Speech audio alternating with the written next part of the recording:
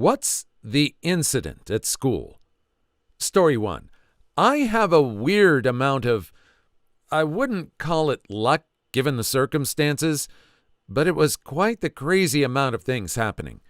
In ninth grade, someone called my school and threatened to bomb it, apparently at the start of the day. My class was in the community center nearby doing ice skating there. It was gym class during the winter season. Apparently, the school wanted to lock down for an hour before having the right idea to evacuate the students from the building that might have a bomb in it. A lot of people didn't have coats. It wasn't raining, but it was quite cold. They also wouldn't let students go to the bathroom for a bit. I heard it was several years ago, so I'm a little hazy. All classes were canceled, but we were essentially held outside and later moved to the community center where we had to get signed out from school to actually be able to leave that day. I remember that part because my aunt signed me out, and one of my best friends who wouldn't have had anyone to sign them out till much later on in the day.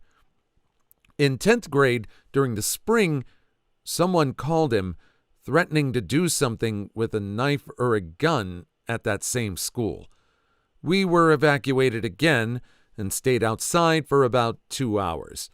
We finished school that day regularly, but a lot of people ditched the last class, so nothing really happened.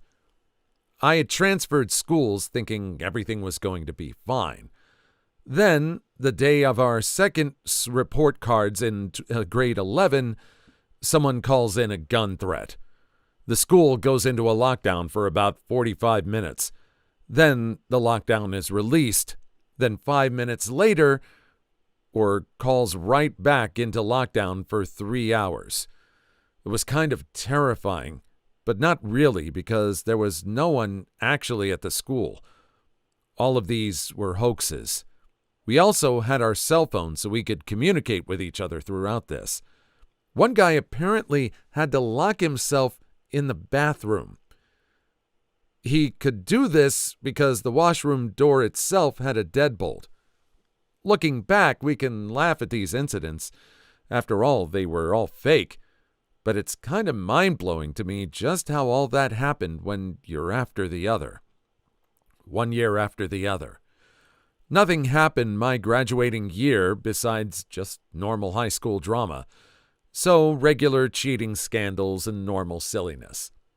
There, my only time participating in one of these so far. I have never been in a lockdown when I had gone to school. Thankfully, I was not in a time period where this kind of thing or when these kind of threats were more commonplace. I just cannot empathize enough just thinking how you have to go through all these procedures because of just some sort of wide-scale violence. Story 2. The school this was at has a big metal gate going from the playground to a street in the middle of the neighborhood. On the other side of this gate was a small brick wall that was about a foot or two tall. Once, me and some friends were over by the gate when I noticed a man walking toward the school. Maybe it was the fact that no one ever walks down that road, but something about him seemed weird. I ignore it. Maybe 10 seconds later, he climbs up onto the brick wall. He was a shorter person and points at friend 1. At this point, most of the kids near the gate had frozen to see what was happening, myself included. The man tells friend 1 to get a teacher, and he runs to find one. Me and friend 2 are standing next to each other, and the man points at us. He tells us not to move. So instead of obeying the big scary man, we started walking backwards. He was yelling now and told us not to move again. Friend 2 and I take a few more steps back, and the man yells something like, "Stop right there or I'll climb over this fence and grab you by the necks." So we freeze. A few seconds later, friend 1 comes back with the teacher, and she tells us to go play. So friend 2 and I ran to the other side of the playground, and recess was cut short. We were told later that some kids had been throwing rocks out the gate, and one of them had hit the man's baby granddaughter. There was another incident that wasn't related at all, but I like to think they were. This one was probably a lot more serious, too. It took place about a week later, again on the playground. Me and those same friends are over on the other side of the playground now. The teachers told the grade that no one was allowed over by the gate. We noticed a car pulling into the parking lot on the other side of the fence, but no one ever got in or out. It just sat there for quite a while. We didn't see anyone in the car, but what we did see was the silhouette of what seemed like a camera on a tripod. So we just ignored it. But then we saw a pickup truck circling the school with a camera in the bed. So we went to tell a teacher, and they didn't really care. Somehow I had been separated from my friends, and I was walking over to them, a bit anxious. I noticed a shirtless man walking around the school as well, but I didn't think he was related. Then I saw a girl talking to one of the teachers and the principal. I heard her say something like, "That man is my uncle," and then the teacher and principal rushed her inside. Recess was cut short and there was a lockdown. Nobody was ever told what happened that day, and I'm still curious. Edit. Too long didn't read? In 3rd grade, I was almost strangled by a strange man, and then a week later we had a lockdown because of cameras circling the school. And again, this stuff is just not in the time I spent at school. School, when I was growing up, was always more open. We didn't have gates surrounding anything. At high school, everybody would leave the campus because there was a couple of fast food restaurants nearby where the people would get lunch. It's just amazing to me how much more on lockdown schools have to be. Story 3. Not me or anyone I know, but my friend did this outdoor survival course week thing and was told a very interesting story on why kids from our division were no longer allowed to carry their own bear spray and why only the guide was allowed it. Apparently, there was this volleyball team that would go running on the trail, and they started to be followed by this cougar. They ignored it at first because usually a cougar, A, won't show itself if it's hunting you, B, won't mess with a large group. However, it kept following them, and somehow it got around in front of the group. It was close enough to make the stop. The guide at the time had been somewhat in the middle of the crowd of kids and was trying to make his way to the front while taking out his bear spray. Keep in mind, it's pretty dark out by this point. He pulls his bear spray out of his backpack's pocket, and the safety pin thing that you have to pull out goes caught and pulled on its own. Guide did not realize. So when he got to the front and went to pull it out, he ended up spraying himself right in the face. That's bad enough, right? But as they saw him pulling out his spray, the other kids had started reaching for theirs. The cougar was close enough now that they were panicking, and a junk load of kids just started misting the area. Now, for those of you who are unaware, you're only supposed to use bear spray in a quick burst. It's very potent, and spraying any more than that can be extremely dangerous. So here we are with several kids writhing on the ground in pain with a cloud of bear spray around them. Not a great situation. The cougar left, probably thinking some iteration of, "These guys are nuts." It was later found, and it turns out that it was senile, and pretty much all of its teeth were either gone or rotten.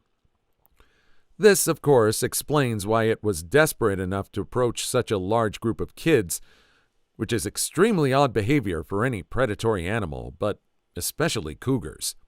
And that, my friend, is why my school division no longer lets students carry bear spray. So, the school took something away instead of teaching them how to use it. make that make sense because it doesn't make sense to me. Story 4. At my high school, students were allowed to choose their post-prom's team name. For those who have never heard of the event, post-prom is basically a giant private after-party that's hosted by the school right after prom in the gymnasium. Ran from right after prom till dawn.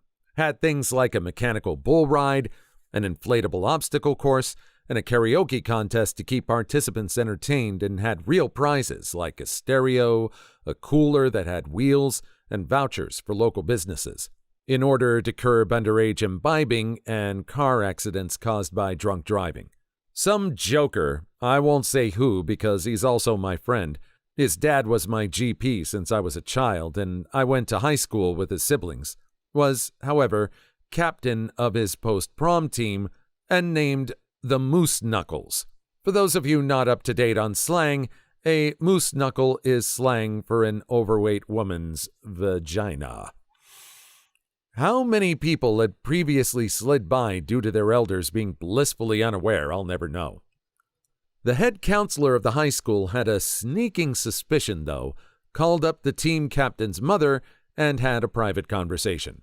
The mother was blissfully unaware, to say the least, up until the point the counselor asked his mother if she knew what a moose knuckle was. In what I can describe as a complete 180 of her mood, the mother's innocence quickly turned into apoplectic rage as the head counselor was forced to explain what the term meant. The mother screamed her son's full name and angrily hung up. Needless to say, he wasn't allowed to participate, which kinda sucked as it was also our senior year of high school. After that, a new rule of the event was put into effect that all post-prom team names had to be approved. Too long didn't read? One post-prom team's name had to ruin it for future generations. Story 5. There was an incident at my high school that's a bit different. I was in art class in grade 9, first year of high school, when there was a lockdown. It wasn't anything weird.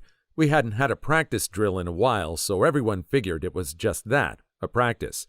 We all did what we were supposed to do. Turn off the lights, go into a corner that was out of sight from the doors, cover the windows, keep quiet, and all that stuff. So we were waiting there for a bit when the fire alarm went off. Now, this class I was in was full of strangers, but I will never forget how we all formed a hive mind that day, teacher included, where we all understood that this could be very real, and the people that caused the lockdown were trying to get all the students outside to take them out there. Everyone in that room understood that we were not moving from this spot. Even when the principal went on the system and told everyone to head outside because of the fire alarm, we didn't move. We all knew that he was taken hostage and we weren't going outside until we saw smoke. It took other teachers running around the school, unlocking doors and telling people inside to get out for us to actually do it. Turns out that the lockdown was just a drill, but the construction on one of the wings of the school set off the fire alarm because of the wiring. The principal gave an assembly a few days later telling us that was exactly what we needed to do under the circumstances. We all did great, and that he was proud of us. Apparently, the whole school shared that hive mind. Story 6. Halfway through secondary school, my class had the pleasure of getting a young, hot English teacher, who we will call Mr. C. He was a delightful man and an excellent teacher, who made us all actually interested in the topics we were learning. A few months into the school year, he disappeared for a few weeks. Turned out, while at rugby, he'd been concussed to the point of a small coma. He came back and showed us all the scars from surgery and talked to us about safety in sports. A few months after that, he disappeared again. We all assumed for similar reasons, until one of the girls in the class, who was his sister-in-law's stepdaughter, told us he and his fiancée had moved to New Zealand. Soon after that, we found out he'd slept with a student. However, he hadn't done it knowingly. Over the summer, before he had started at the school, he'd gone for a night out with some friends, got a little drunk, met a girl at the bar, and took her home. The girl, who had told him she was 22, had taken her older sister's ID and snuck into the bar, age 16. He only found out when he saw her walking around the school in uniform a few weeks after they'd started term. Initially, they had agreed to forget about it and pretend it never happened, but she developed an obsession with him and tried to blackmail him into continuing their affair. He came clean to his fiancée, who was 5 months pregnant, and said she'd agree to stay together if they moved away. He took a job as far away as he could. The girl tried to follow them, but was reported as a runaway to the police and caught at the airport. Where was the fiancé when he took the girl home? She should have still been pregnant at this time. There was no way they were living apart during this time, were they? Wow. Please like and subscribe if you've made it this far. I hope you'll enjoy the rest of the video and have a wonderful day. Story 7. I was probably one of the people causing the incident at high school. Some classmates, female, kept bullying me while we were tidying the PE room. I was more of a quiet, nerdy kid with bursts of anger when someone pushed me over the edge. Like, I would be quiet and take it 90% of the time, but then one thing could be the stick that broke the camel's back and I'd literally go berserk. Well, that classmate pushed me over the edge. We were carrying a bench together. I threw the bench down, yelled about some stuff I don't remember, and stormed out. I also slammed the PE room door behind me pretty hard. Later, I found out the classmate couldn't hold on to and dropped her side of the bench as well, landing on her foot and breaking one of her big toes. And the door I slammed shut? Yeah, it broke out of its hinges and had to be replaced. Parents were told to pay for the door replacement, but the bill never arrived, and the girl never bothered me after that. Can't say I'm proud of what I did, other than not attacking her after throwing the bench down. I'm proud of that. But I still believe she had it coming to her for what she did, even though I don't remember much of what she did back then. Story 8. This happened last week as of writing this. We had just gotten off our final class of the day and were doing study hall working on homework.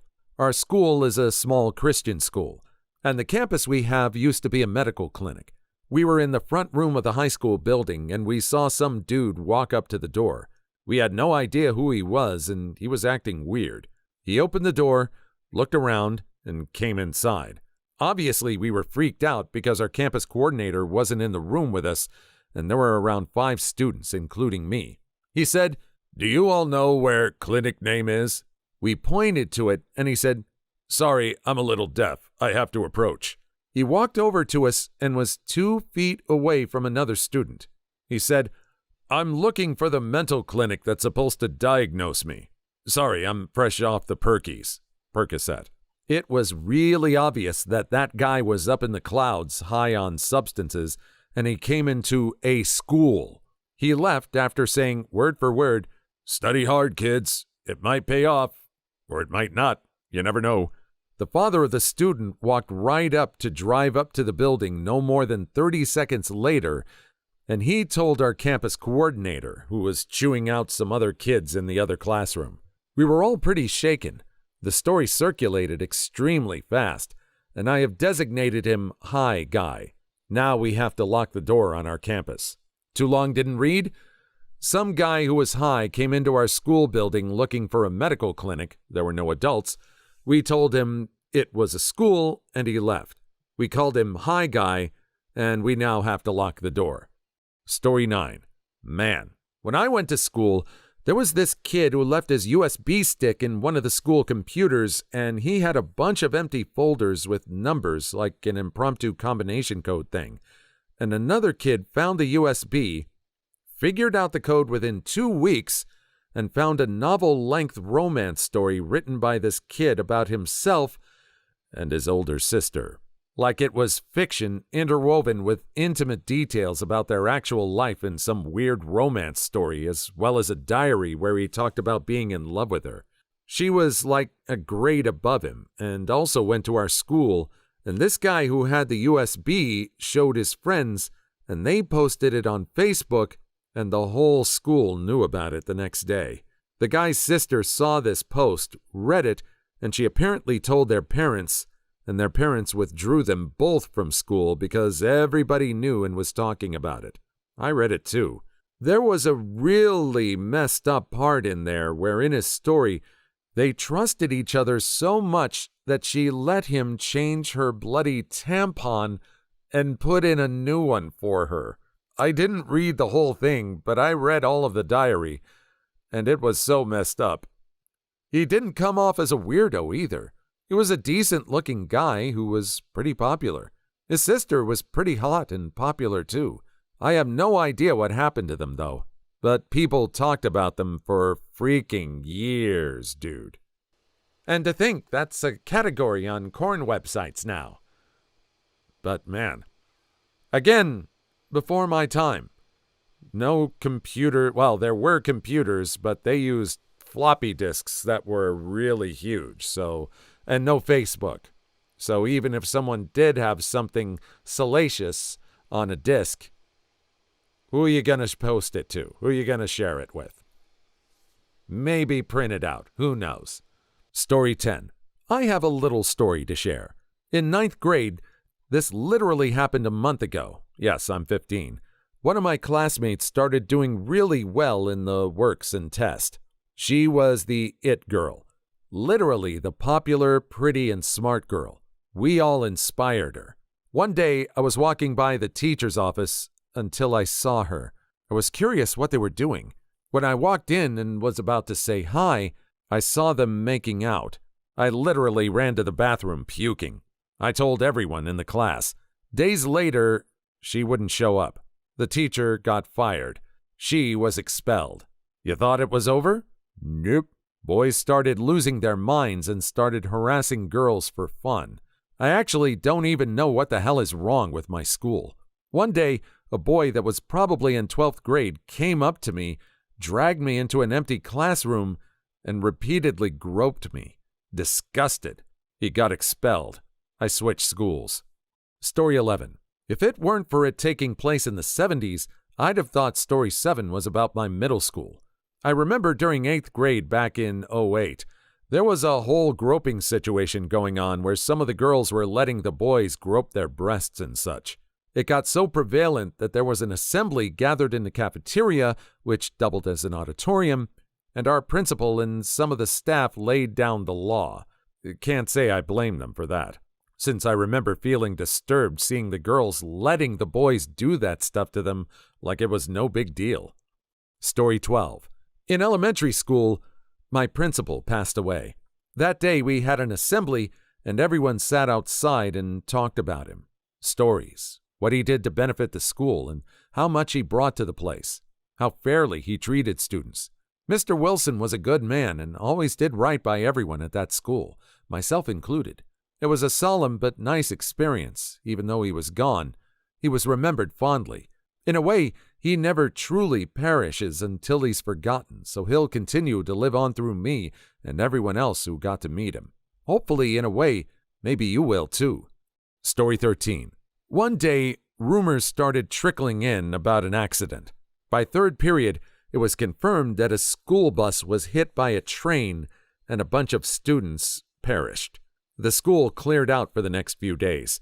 It totally destroyed the train and bus drivers, not to mention so many friends and family members.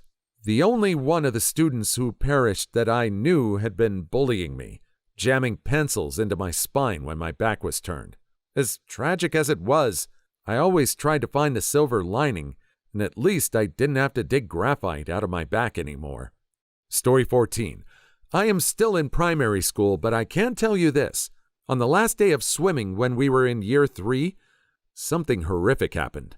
When we all got into that large pool with all the big floats, mini wrap things that can fit about 10 kids on it, one of my classmates literally shoved the head of one of my friends into the water, pushed her under the water, and graves one of the big floats, and put it to where she was going so that she couldn't get back up. Thankfully, one of my friends saved her and told off that boy who almost unalived one of my friends, and he got punished for that. Too long didn't read? One of the kids in my class almost unalived one of my friends. Story 15. Going back into the mid-70s at my school, the biggest mess was a car accident that unalived one girl outright, scarred another, and turned her voice to a weird whisper, then destroyed the final girl's leg and gave internal injuries that finally led to her perishing years later when she was in her 40s. And yes, they were drinking. The scarred girl was one of the prettiest and most popular in the school before this. She stayed fairly popular. We also had a guy and girl who were taking big medals in competitive roller skating performances. He got her pregnant when they were in the 10th grade. That was considered a huge scandal at our school. Please leave your story in the comments. I would love to make a video on them in the future. Also, don't forget to like and subscribe.